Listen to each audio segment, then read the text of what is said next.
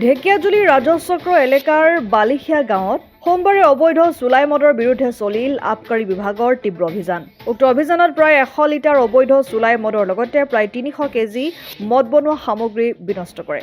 বৰ্তমানো অব্যাহত আছে আবকাৰী বিভাগৰ অবৈধ চুলাই মদ বিৰোধী অভিযান। উল্লেখ্য যে ঢেকিয়াজুলি চক্ৰৰ আবকাৰী পৰিদৰ্শক মনোৰঞ্জন বনিয়া আৰু সহকাৰী পৰিদৰ্শক দীপজ্যোতি অধিকাৰীৰ নেতৃত্বত অবৈধ চুলাই মদৰ বিৰুদ্ধে চলিছিল অভিযান।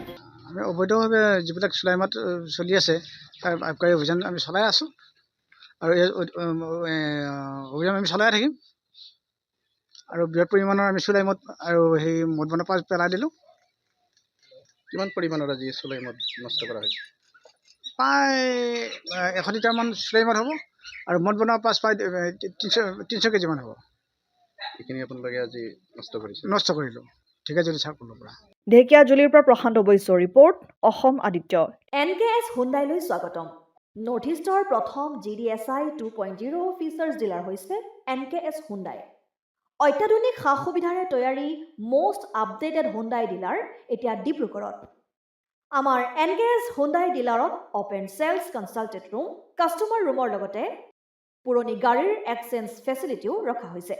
ইয়াত সেলছৰ লগতে সাৰ্ভিস সেক্টৰৰ সুন্দৰ সুবিধা আছে। প্ৰয়োজনীয় সকলো এডভান্স টুলছ, হুইল বেলেন্সিং, এলাইনমেন্টৰ অত্যাধুনিক machine, post hydraulic lift, fully trained men পাৱাৰৰ লগতে nitrogen gas filling facility, fully automatic car ৱাছৰ ফেচিলিটিও আছে।